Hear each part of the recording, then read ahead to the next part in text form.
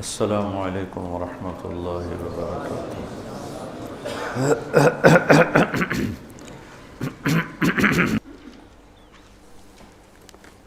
انفاق کو تھوڑا سا اور سود کو دوبارہ بیان کرتا ہوں۔ الذین ينفقون اموالهم باللیل والنہار سرا وعلانیہ فلہم اجرہم عند ربہم ولا خوف علیہم ولا ہم یحزنون۔ سبحان اللہ، کیا زبردست بات۔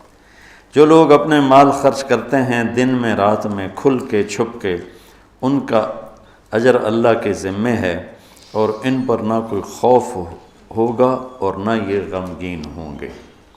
یہ بہت بڑی بشارت ہے سخی لوگوں کے لیے، مال خرچ کرنے والوں کے لیے۔ انسان کی دو کیفیتیں ہیں۔ آنے والے وقت میں کوئی مصیبت نظر آ رہی ہے، اس سے جو کیفیت پیدا ہوتی ہے اس کو خوف کہتے ہیں۔ گزری ہوئی مصیبتیں اور مشکلیں اور پریشانیوں پر جب کوئی خیال آتا ہے اور ایک کیفیت بنتی ہے، اسے حزن کہتے ہیں، غم کہتے ہیں۔ تو اللہ تعالیٰ مال ہم کیوں نہیں خرچ کرتے کہ بھائی بڑے دکھ دیکھے ہیں، اب تو دولت ہاتھ میں آئی ہے، اب اس کو لٹا دیں گے تو آگے کل کو ہمارے بچوں کا کیا بنے گا۔ خوف اور حزن، اس کے بیچ انسان چلتا ہے ساری زندگی۔ تو مال خرچ کرنے میں جو رکاوٹ ہے وہ ہے اس کا خوف اور اس کا غم۔ تو اللہ تعالیٰ لا خوف علیہم ولا ہم یحزنون، تم اللہ کے نام پہ دو، نہ تمہیں کبھی خوف آنے دے گا نہ تمہیں کبھی غم آنے دے گا۔ اور جو سود والے ہیں ان کے لیے تباہی اور بربادی ہے، یہ یہاں بھی برباد ہیں، یہ آگے بھی برباد۔ میں نے کل بھی بتایا تھا کہ پرسوں کہ سود خور اللہ کے نبی نے دیکھا معراج میں لوگوں کو سزا مل رہی ہے۔ سود خوروں کی سزا سب سے عجیب تھی کہ ان کے پیٹ گنبد کی طرح اور سانپ اندر گھسے ہوئے تھے، ان کو اندر سے کاٹ رہے تھے، جو دکھ اور درد میں سب سے خوفناک چیز بن جاتی ہے، اندر سے ان کو سانپ وار کر رہے تھے۔ تو مال خرچ کرنا، اللہ سے سخاوت مانگو، یہ دعا مانگا کرو، یا اللہ مجھے سخی بنا، کہ اللہ تعالیٰ سخی سے دوستی توڑتا نہیں اور بخیل سے دوستی لگاتا نہیں۔ اور اسلام کا جو موضوع ہے وہ حرص و ہوس نہیں، ایثار، سخاوت، خدمت خلق اور قربانی ہے۔ ابو قتادہ رضی اللہ تعالیٰ عنہ نے لینا تھا قرضہ کسی سے،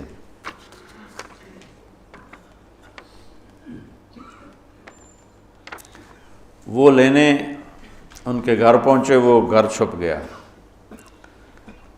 تو باہر کھڑے ہو گئے، انہیں زور زور سے آواز دی، باہر نکل، مجھے پتہ ہے تو اندر ہے۔ وہ نکل نہیں رہے تھے کہ مانگے گا، میرے پاس ہے نہیں۔ جب انہوں نے بہت اصرار کیا تو باہر آ گیا، تو آپ نے فرمایا کیوں چھپ رہا ہے مجھ سے؟ کہ میں تنگ دست ہوں، ادا نہیں کر سکتا۔ تو ابو قتادہ رونے لگے اور فرمایا جاؤ، معاف کیا۔ پھر فرمایا کہ جو اپنے قرض خواہ کو مہلت دے یا معاف کرے، اللہ تعالیٰ اسے قیامت کے دن اپنے عرش کا سایہ نصیب فرمائے۔ اور ایک عجب حدیث ہے کہ اللہ کے نبی نے فرمایا بنی اسرائیل میں ایک شخص تھا، وہ اللہ کے سامنے پیش کیا گیا، تو اللہ نے پوچھا کیا لائے ہو؟ اس نے کہا تیرے لیے کچھ بھی نہیں لایا۔ پھر اللہ نے پوچھا کیا لائے ہو؟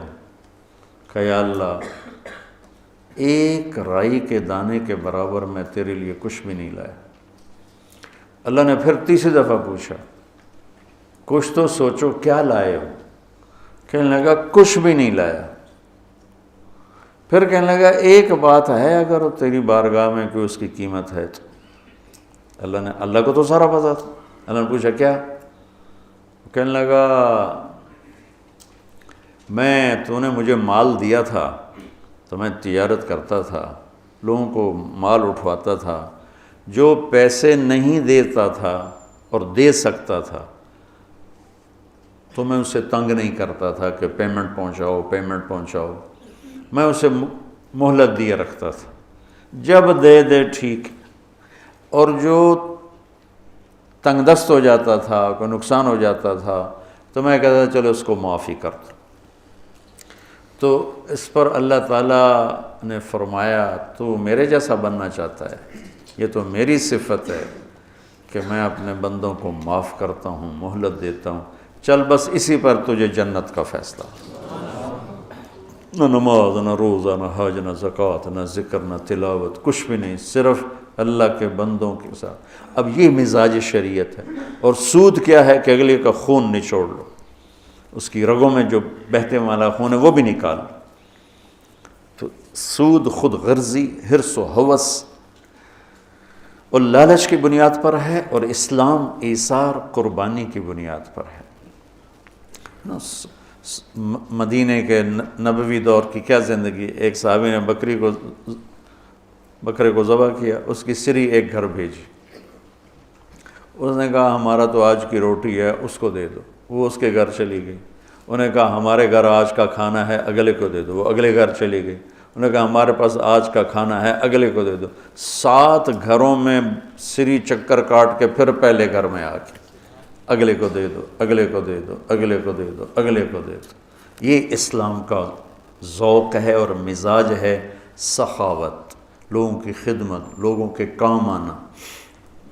ایک شخص نے کہا یا رسول اللہ ارید ان اکون خیر الناس، میں چاہتا ہوں سب سے بہترین فیصلہ بعد میں شمار کیا جاؤں۔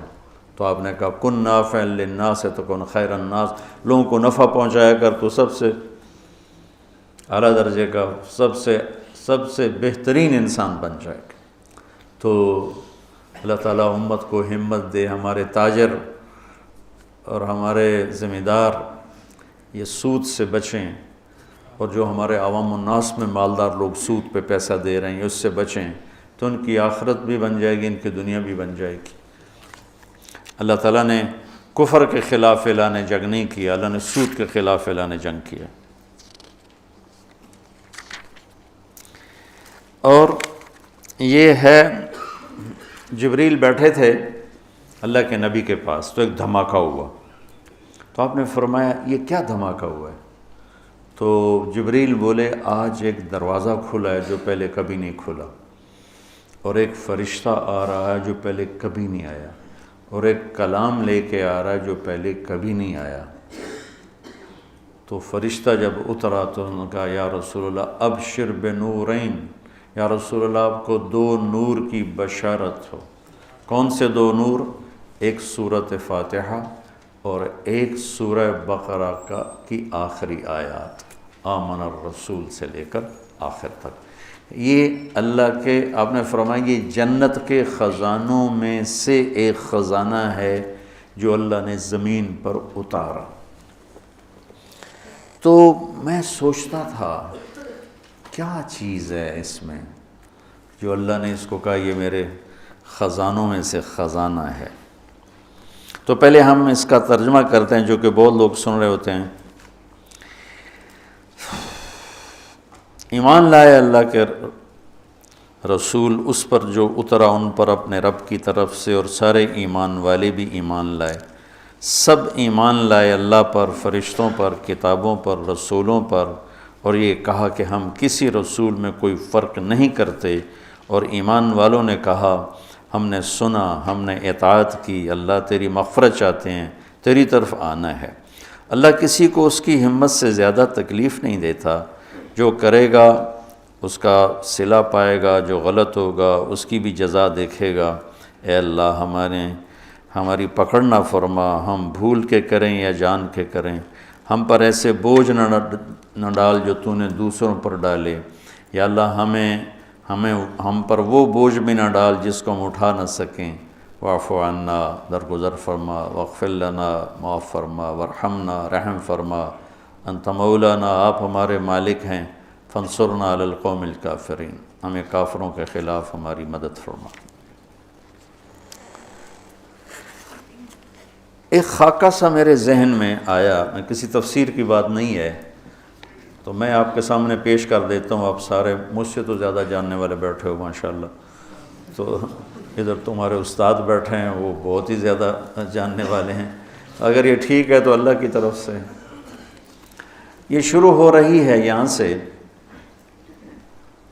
للہ ما فی السماوات و ما فی الارض وَإِن تُبْدُوا مَا فِي أَنفُسِكُمْ وَتُخْفُوهُ يُحَاسِبْكُم بِهِ اللَّهُ فَيَغْفِرُ لِمَن يَشَاءُ وَيُعَذِّبُ مَن يَشَاءُ وَاللَّهُ عَلَى كُلِّ شَيْءٍ قَدِيرٌ۔ زمین آسمان میں جو کچھ ہے وہ اللہ کا ہے، للہ۔ ظاہر کرو یا چھپ کے کرو، اللہ تمہارے ظاہر اور باطن کا حساب لے گا، جسے چاہے گا معاف کرے گا، جسے چاہے گا عذاب دے گا، اللہ ہر چیز پر قادر ہے۔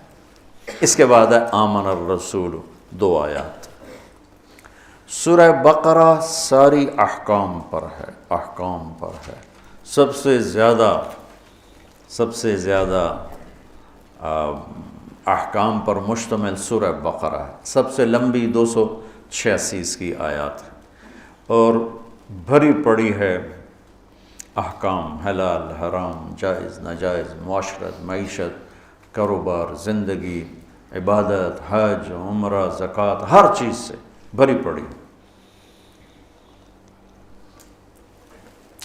تو حکم کی عظمت آتی ہے حاکم کی عظمت کے ساتھ۔ اتنے لمبے چوڑے احکام کس نے دیے ہیں؟ میں نے دیے ہیں تو کہیں گے تو ہیں کون؟ اتنے لمبے چوڑے احکام کون ہے؟ حاکم کی عظمت ہوگی تو حکم کی عظمت آئے گی، ٹھیک ہے؟ یہ میری بات ٹھیک ہے نا؟ حاکم کی عظمت نہیں ہوگی تو حکم کی عظمت نہیں آئے گی۔ یہ 2 جملوں میں، اس ایک آیت میں اللہ تعالیٰ نے سورہ بقرہ کے لیے تیار کیا ہے کہ یہ جتنا کچھ کہا گیا ہے، کہنے والا وہ ہے، زمین اس کی، آسمان اس کا، پہاڑ اس کے، ندی نالے اس کے، دریا سمندر اس کے، موسم اس کے، چار پاؤں پہ چلنے والے اس کے، 2 پاؤں پہ چلنے والے اس کے، رینگنے والے اس کے، اڑنے والے اس کے، تیرنے والے اس کے، ماضی حال مستقبل پر وہ پوری طرح حکمران ہے۔ ان القوۃ للہ جمیعا، ساری طاقتوں کا مالک ہے۔ ان الامر کلہ للہ، سارے امر، سارے اختیارات اس کے اپنے ہاتھ میں ہیں۔ یمسک السماوات والارض ان تزولا، زمین آسمان کو گرنے سے تھام کے رکھا ہوا ہے۔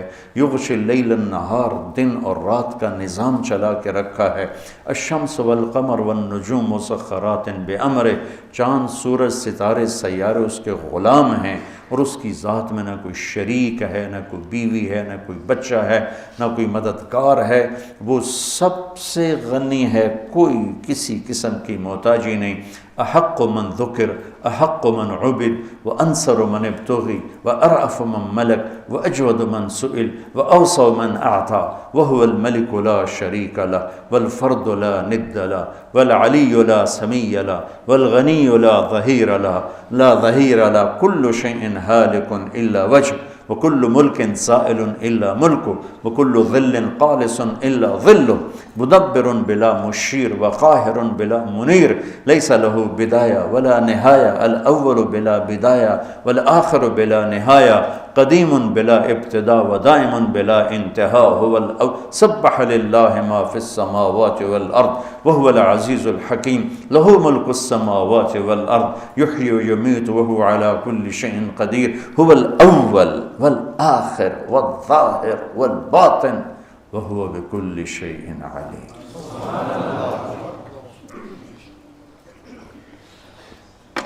حاکم کی عظمت ہوگی تو حکم کی عظمت ہے۔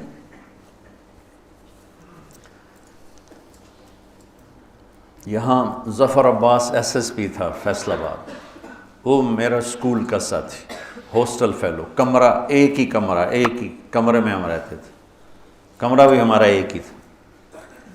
تو عبد الخالق آئے، ایک اور SSP، 3 چلے لگا رہے تھے۔ میں نے ان سے کہا کہ میں تمہیں ظفر عباس سے ملاتا، کہنے لگا میرا وہ بیچ میٹ ہے۔ بیچ میٹ کا مطلب ہے کہ وہ جو CSS کے بعد جو ٹریننگ ہوتی ہے اکیڈمی میں، وہ کٹھے تھے۔ اب ہم دونوں یہ پولیس لائن گئے، ایک دروازہ ادھر ہے، ایک دروازہ وہ یونیورسٹی کی طرف سے، وہ دور تھا یہ قریب تھا، تو سپاہی کھڑا تھا دروازے پر، اس نے دور سے دیکھا 2 صوفی صاحب آ رہے ہیں، ٹھیک، دونوں کی داڑھیاں، دونوں کی ٹوپیاں، دونوں کے کرتے، دونوں کی شلواریں، ٹخنوں سے اوپر شلواریں، لہذا وہ بے نیاز ہو گیا۔ تو عبد الخالق یہیں سے ٹرانسفر ہو کے کوئٹے گیا تھا اور سب اس کو جانتے تھے، لیکن یہاں وہ کلین شیو تھا، وہاں اس نے جا کے 3 چلے لگائے، داڑھی رکھ لی، تو اب وہ داڑھی میں تھا۔ تو اس نے سپاہی سے کہا بھائی یہ دروازہ کھولو، اس نے یوں دیکھا، کہا اتوں آؤ، وہ جو یونیورسٹی والا گیٹ تھا، اتوں آؤ، تو جون کا مہینہ، اس نے کہا بھائی گرمی بہت ہے، یہی کھول دیں۔ کہا صوفی صاحب سنیا نہیں، اتوں آؤ۔ اب ایک حکم جا رہا ہے لیکن حاکم کی عظمت کوئی نہیں، ٹھیک ہے، تو وہ کہہ رہا ہے اتوں آؤ۔ انہوں نے پھر محنت کی، وہ کہنے لگا صوفی صاحب ہمیں کھپا یار، میرے کو چابی کوئی نہیں، اب ایک تالا لگا ہے، میرے کو چابی کوئی نہیں، اتوں آؤ۔ تو اب اس نے اپنا تعارف کرایا، کہا میرا نام عبد الخالق۔ آگے اسے یہ کہنے کی ضرورت نہیں پڑی ایس ایس پی، چونکہ یہیں سے ٹرانسفر ہو کے کوئٹہ گیا تھا اور وہیں سے 3 چلے کے لیے نکلا ہوا۔ انہوں نے کہا عبد الخالق، سر اس کا جی چاہے سجدے میں پڑ جائے اس کے آگے، چونکہ اس نے پہلے دیکھا صوفی صاحب ہے، یہ میرا کی کر سکتا ہے، پھر دیکھا ایس ایس پی، یہ تو میں ڈسمس کر سکتا ہے، ایس ایس پی سپاہی کو نوکری سے فارغ کر سکتا ہے۔ میں کہتا میرا بیڑا غر کر دے گا، تم سر اور چابی نکالی، کانپتے ہاتھوں سے دروازہ کھولا اور کبھی آگے کبھی پیچھے، کبھی آگے کبھی پیچھے۔ میں نے کہا یہاں سے مجھے ایک قانون ملا کہ حاکم کی عظمت ہوگی تو حکم کی عظمت ہوگی، اگر حاکم کی عظمت نہیں ہے تو حکم کی عظمت نہیں آ سکتی۔ یہ قرآن میرے رب کا کلام پڑھو، تبارک الذی نزل الفرقان علی عبدہ لیکون للعالمین نذیر، تنزیل ممن خلق الارض والسماوات العلی الرحمن علی العرش استوی۔ کیسے تعارف اللہ قرآن کا کروا رہا ہے، لیکن ہمارے دل کیوں نہیں جھکتے، جسم دل کیوں نہیں جھکتے کہ اس کے مالک کی عظمت سے دل خالی۔ تو سورہ بقرہ پر اللہ تیار کر رہا ہے، تو اللہ اپنا تعارف کرا رہا ہے، سمجھتے ہو میں کون ہوں؟ میں یہ ہوں، میں یہ ہوں، میں یہ ہوں، تمہارے اندر کو بھی جانتا ہوں، باہر کو بھی جانتا ہوں، یعلم السر و اخفا۔ اخفا کہتے ہیں کہ ہونٹ بند لیکن آدمی بول رہا ہے، اللہ تعالیٰ اس کو بھی سنتا۔ وَإِن تُبْدُوا مَا فِي أَنفُسِكُمْ أَوْ تُخْفُوهُ، تخفو وساوس، خیالات، اللہ وہ بھی دیکھے، لہٰذا خیالات پہ پکڑے، تمہارے ظاہری اعمال پہ پکڑے، اس کو قدرت ہر چیز پر قادر ہے۔ تو مانو گے میری؟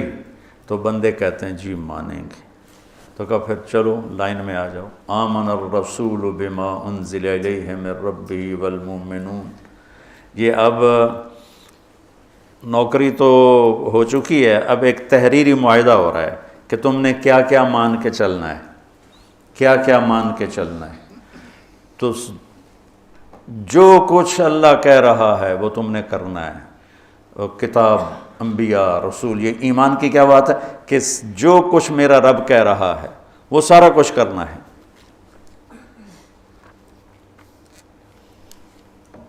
کل آمن باللہ و ملائکتہ و کتبہ و رسلہ، یعنی یا اللہ ٹھیک ہے تحریر پڑھوائی یہاں بھی تو داخلے سے پہلے ہوتی تھی تحریر پڑھواتے تھے، پتہ نہیں اب ہے کہ نہیں ہے، تو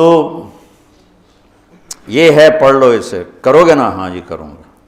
تو پھر اللہ تھوڑا اس کو نا تیار کرتا ہے، کہتا ہے پوری اطاعت کا اعلان کر، سمعنا و اطعنا غفرانک ربنا والیک المصیر، پوری مانوں گا اور تیری بخشش کا طلبگار بنوں گا۔ پھر اللہ اس کو تھاپڑا مار کے کہتا ہے لا یکلف اللہ نفسا الا وسعها، ڈرو نہیں، جتنی تیری ہمت ہے نا اتنا ہی تجھ سے کام لوں گا، اس سے زیادہ نہیں لوں گا، تیار ہو کہ تیار ہو، چلو بھائی نوکری پکی۔ تو تنخواہ کیا لوگے؟ ہوتا ہے نا، تنخواہ کیا لوگے؟ وہ کہتا ہے جی میں اتنی لوں گا اور میری یہ شرط ہے، میرا یہ ڈیمانڈ ہے، میری یہ ڈیمانڈ۔ یہاں الٹا ہو رہا ہے۔ ہماری کوشش ہوتی ہے کہ نوکر سے کام زیادہ لیں، تنخواہ تھوڑی دیں، اور کام کرنے والے کی کوشش ہوتی ہے کام تھوڑا کروں، تنخواہ زیادہ ہو۔ یہ دونوں طرف کی نفسیات۔ کاروباری آدمی کہتا ہے وہ تلاش کرو جو کام زیادہ دے، پیسے تھوڑے لے، اور کام کرنے والا کہتا ہے وہ بندہ تلاش کرو جو پیسے زیادہ دے اور کام تھوڑا لے۔ تو اب اللہ کی ذات سامنے ہے اور اس سے یہ لکھت پڑھت ہو رہی ہے، تو اب اللہ تعالیٰ کہتا ہے مجھ سے کچھ سہولتیں مانگ لیں۔ سہولتیں مانگنے کی پیشکش مل والا نہیں کرتا، فیکٹری والا نہیں کرتا، کاروبار والا نہیں کرتا، وہ کام کرنے والا خود کہتا ہے جی میری یہ بھی ڈیمانڈ ہے، میری یہ بھی ڈیمانڈ ہے، میری یہ بھی ڈیمانڈ ہے۔ تو وہ کہ ہاں جی ہاں آپ کی اتنی پوری کر سکتے ہیں، اتنی پوری نہیں کر سکتے، ہم آپ کو ایک گاڑی دیں گے، دو نہیں دے سکتے، ہم آپ کو فلاں گاڑی دیں گے، فلاں نہیں دے سکتے۔ تو نوکر مانگتا ہے سہولت اور مالک کچھ دیتا ہے، کچھ روکتا ہے۔ یہاں الٹا ہو رہا ہے۔ سورہ بقرہ کے ساتھ ہم عہد کر چکے ہیں، اور تحریری معاہدہ ہونے کے بعد اللہ کہتا ہے کوئی سہولت تو مانگ، کوئی سہولت تو مانگ مجھ سے۔ وہ کہتا ہے اللہ تو ہی بتا کیا مانگوں؟ تو اللہ کہتا ہے تو کہہ، سبحان اللہ، تو یوں کہے کہ یا اللہ، پہلے میری ایک مثال سنو۔ میرے پاس ایک آدمی آتا ہے، کہتا ہے جی مولانا صاحب میں آپ کی زمینوں پر کام کرنا چاہتا ہوں، لیکن مسئلہ یہ ہے کبھی میں بھول کے غلطی کروں گا، کبھی جان بوجھ کے کروں گا، میں نے آکھنا کچھ نہیں، کیا خیال ہے میں اسے رکھوں گا؟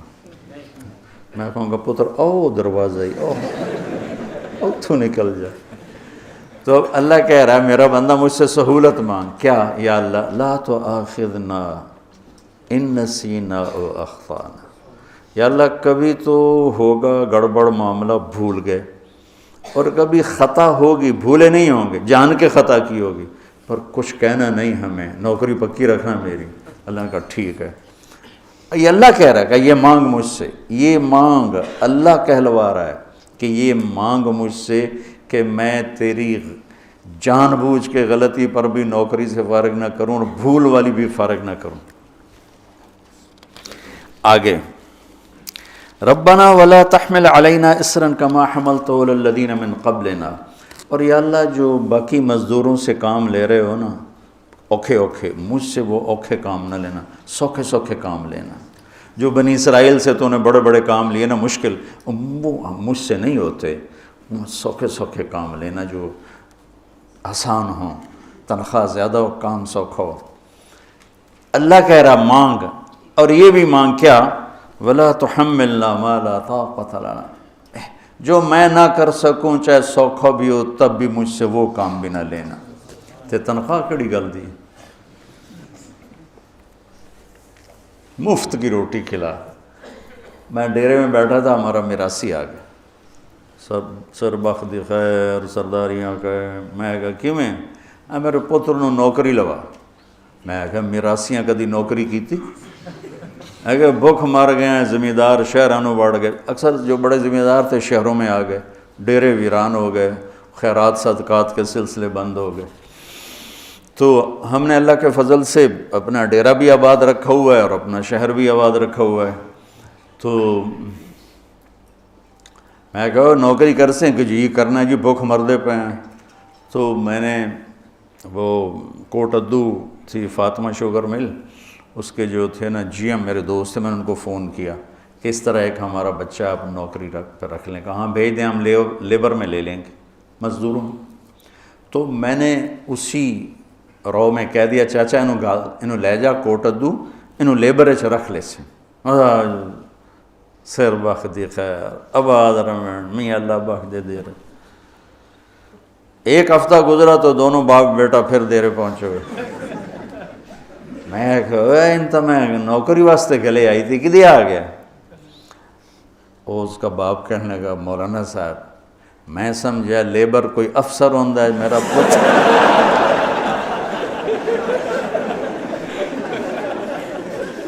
میرا پتر افسر لگتا انہیں تو بوریاں ڈھومن تے لا چھڑے بلا سا مراسیاں کدی بوریاں چاہیاں.